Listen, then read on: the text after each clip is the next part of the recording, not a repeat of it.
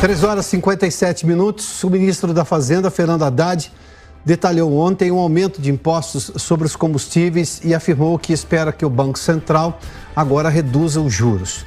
O governo federal aposta que a medida de reoneração dos combustíveis seja importante para a redução da inflação no médio e longo prazo. Logo após o anúncio da volta dos impostos, a Petrobras diminuiu os preços da gasolina e do diesel para as distribuidoras.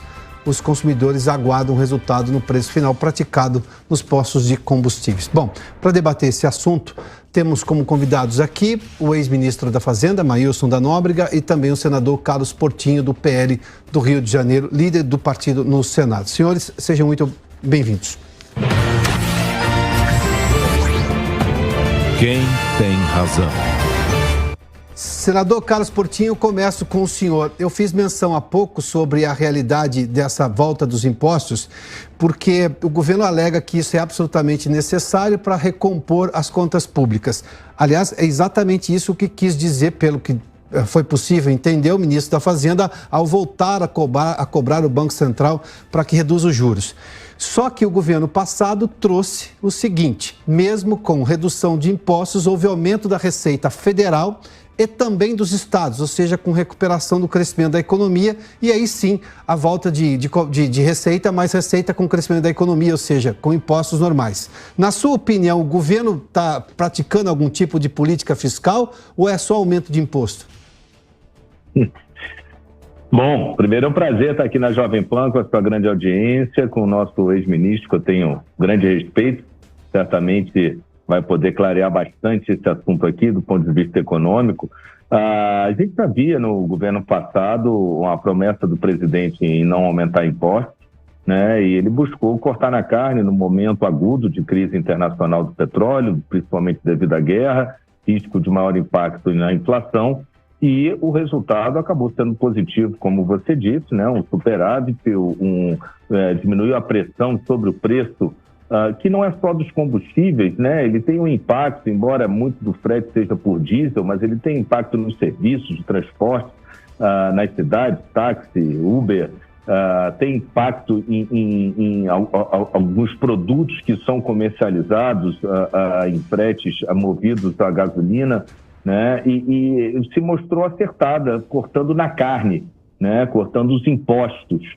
E mostrou que essa lógica ela permitiu justamente esse superávit e o menor impacto diante da população. Aliás, é a lógica que o ex-ministro Tarcísio de Freitas, atual governador de São Paulo, adota, na contramão do que o governo federal, sim, por uma política fiscal, recomposição, afinal ele criou mais 13 ministérios, afinal ele aprovou uma PEC aqui sem o lastro, ao contrário da PEC em agosto do auxílio combustível, que foi aprovada. A gente já via ali no meio do ano a expectativa de superávit, principalmente da Petrobras, de outras empresas públicas que lastreavam aquela redução, desoneração de impostos.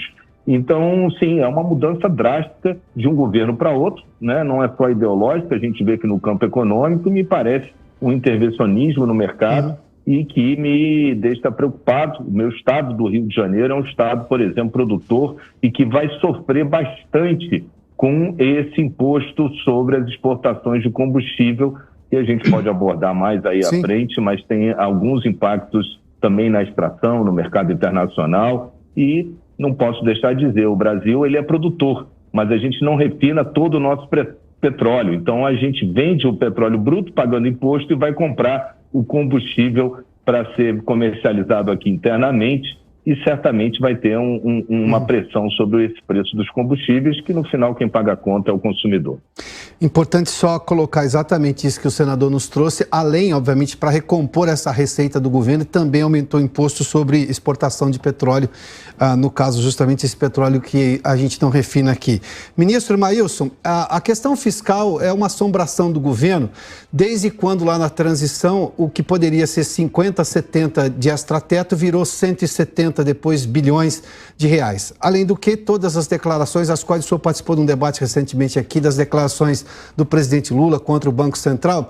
As medidas do ministro Fernando Haddad ontem, porque o ministro não falou em corte de gastos, não falou em reforma administrativa, não falou em redução do Estado, só falou em aumento de receita. Na sua opinião, isso é política fiscal ou é só aumento de imposto? As duas coisas, né?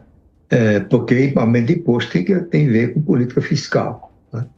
Na minha opinião, a medida foi acertada, porque a redução dos impostos sobre os combustíveis no ano passado não se deveu a argumentos econômicos, a razões de natureza econômica, mas com o objetivo do então presidente da República de ganhar votos. Portanto, foi uma medida populista, sem base numa política fiscal adequada. Por outro lado, como a gente sabe, o Tesouro Nacional vive uma situação muito delicada, já de alguns anos para cá, né, que justificou, inclusive, a criação do teto de gastos em 2016, 2017. Né? Portanto, eu acho que foi uma medida adequada, correta, tomada pelo ministro da Fazenda. Por outro lado, acho totalmente equivocada essa ideia de tributar as exportações de petróleo.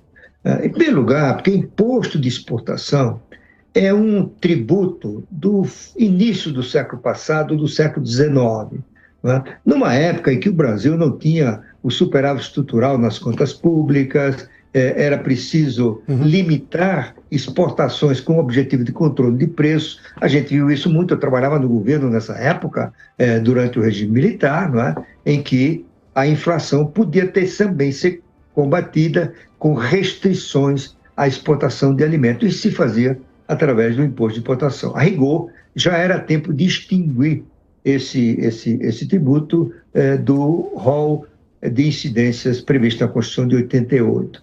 Agora, além disso, a forma como o governo fez, na verdade, foi uma intervenção na Petrobras para confiscar lucros. E, portanto, o governo, ao baixar o imposto de exportação, ele interferiu nos lucros da Petrobras, porque ela não conseguirá repassar esse custo aos seus clientes no exterior. Mais do que isso, né, o governo confisca dividendos futuros dos acionistas privados. Portanto, ele faz uma manobra em que 100% da redução do lucro da Petrobras vai para os cofres do Tesouro Nacional. Eu acho que é lamentável, é um sinal ruim, né? A gente se equipara nesse particular. A Argentina é um país aqui na América Latina que, em crise permanente de balanço de pagamentos, recorre variadas vezes a essa estratégia de tributar as exportações. Ministro, quando o senhor faz uma comparação com a Argentina, isso já nos causa arrepios. Senador, eu volto ao senhor, já volto ao senhor, ministro, mas, senador, o ministro concorda, ele vê a desoneração dos impostos como uma medida populista no ano passado, mas tem esse fato econômico de aumento da receita, além dessa lógica toda de recuperação da economia. Mas ele critica claramente, como a gente viu aí, esse imposto sobre exportações. Como é que o Congresso vai lidar com isso? Porque há um intervencionismo claro agora na Petrobras. Olha, eu fico primeiro muito feliz na questão econômica, poder estar mais alinhado com o ministro, porque certamente a economia ele entende muito mais do que eu. Falo com toda a seriedade, ministro. Na questão política é onde está o ponto da nossa discordância.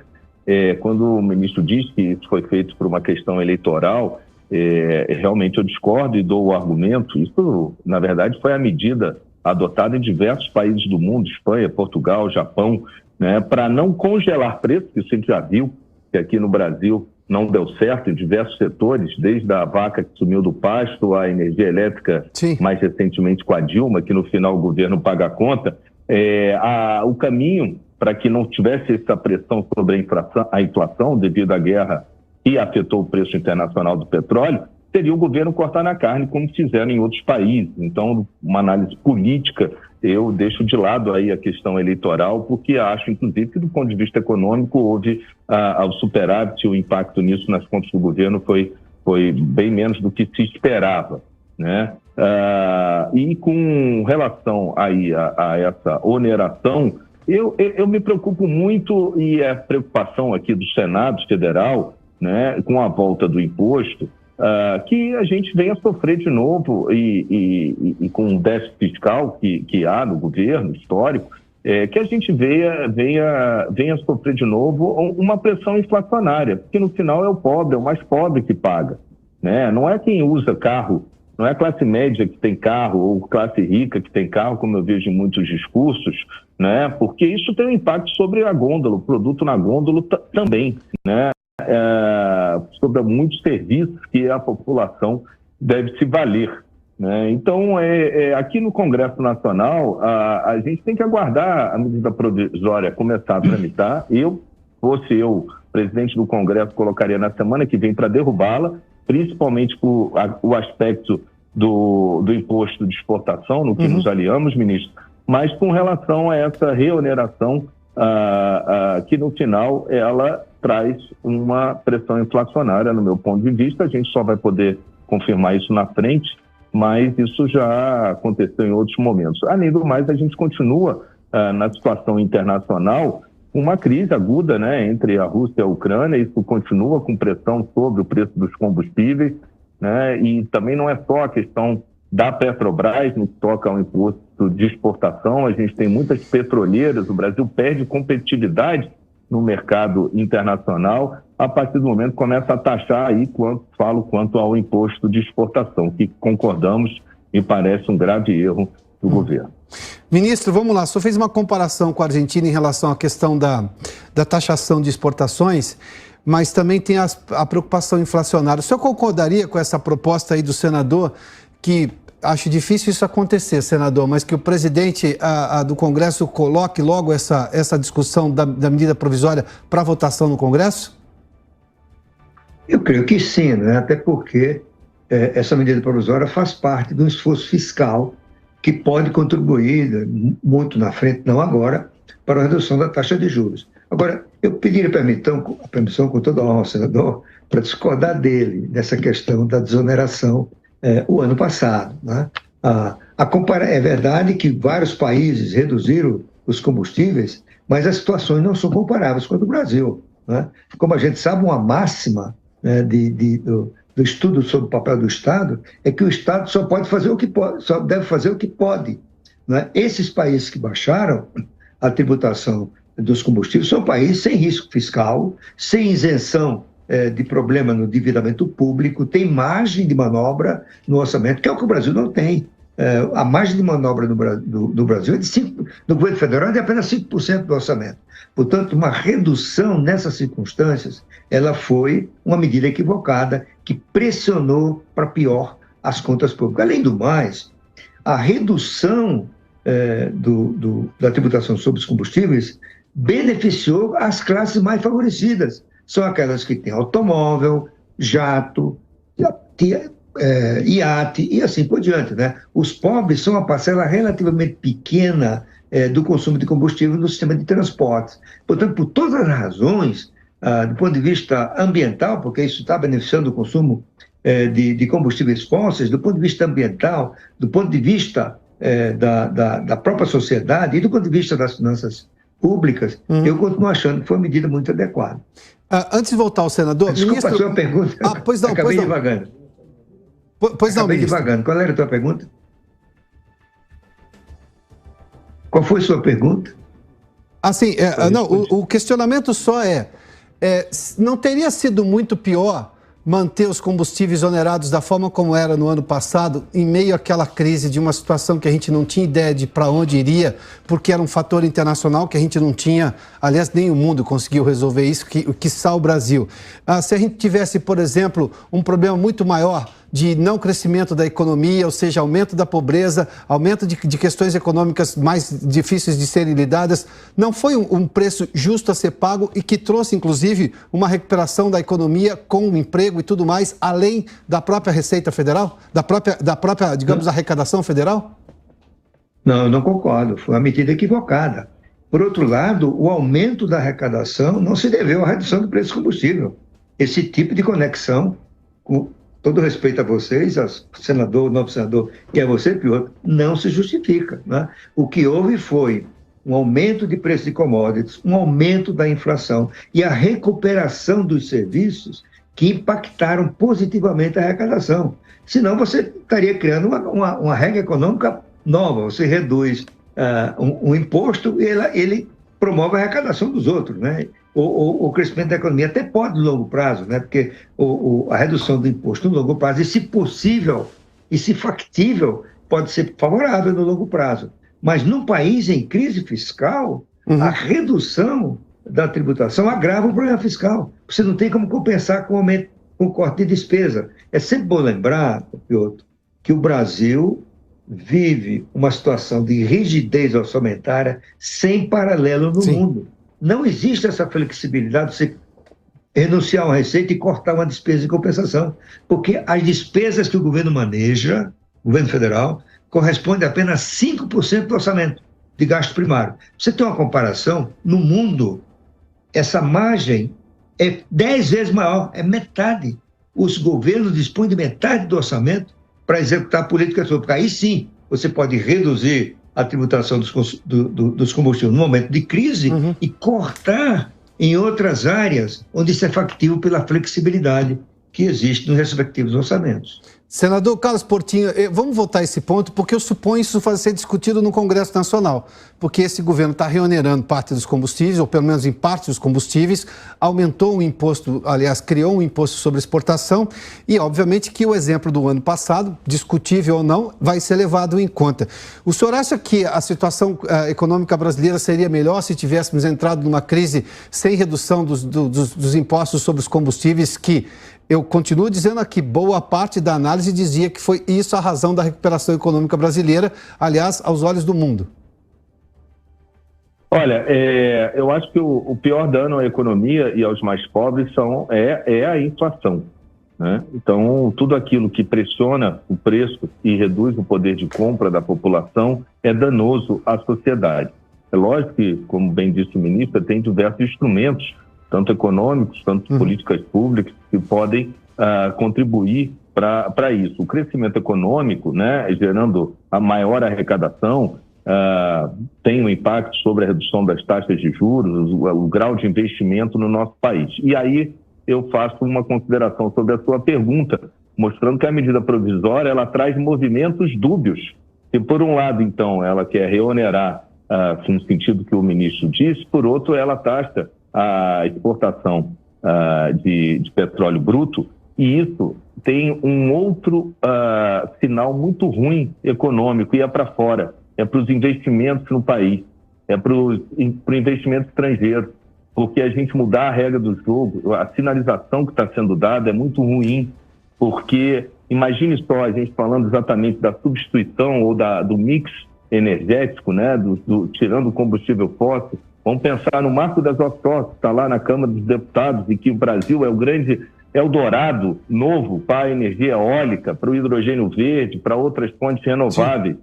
Qual é o grau de segurança que esse investidor, que aguarda a aprovação só pela Câmara e a sanção desse projeto, está pronto para entrar no país? Qual é o grau de segurança que ele vai ter? Agora ele vai pensar que, se isso acontecer, amanhã o governo vai lá e coloca o imposto sobre a exportação de hidrogênio verde, o que pode onerar ainda mais a cadeia produtiva desse segmento de energia sustentável. Então, os movimentos do governo são dúbios, né?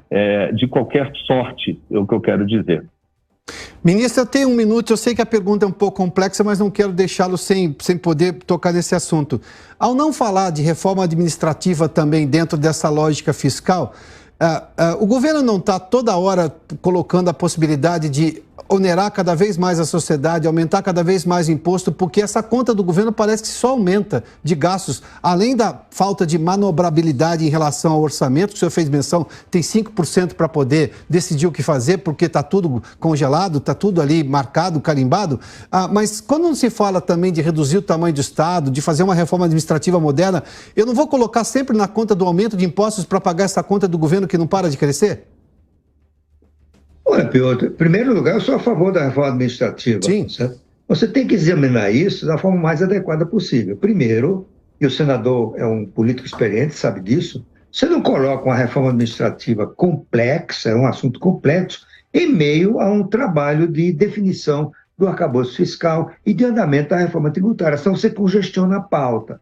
Segundo lugar, a reforma administrativa terá efeito muito pequeno, até nulo nos primeiros anos, sobre o gasto público, porque você tem a questão do direito adquirido. No Brasil, o funcionário público adquire direito, mesmo que de forma ilegítima, tá certo? Contra os interesses da sociedade. Mas é assim que reconhece o judiciário. Portanto, uma reforma administrativa ela tem um objetivo mais importante, que é o de racionalizar a gestão pública e não de reduzir gastos. Vai reduzir gastos se criar carreiras com salários iniciais mais compatíveis com o setor privado. Por exemplo, desculpa, mais um minuto. Pois não. Um advogado jovem entra no Ministério Público, faz um concurso e começa ganhando mais de 30 mil reais. Isso não existe em canto nenhum no setor privado, tá certo? Além disso, Piotr, a reforma administrativa, para dar resultado na redução de despesa, ela precisa dos 40 anos, é isso mesmo. Porque só se aplicará aos novos funcionários, se for possível admiti-los com salário mais baixo. Ministro Maílson da Nóbrega, muito obrigado pela participação. Senador Carlos Portinho, obrigado pela gentileza de nos atender aqui também. Boa tarde aos senhores, hein?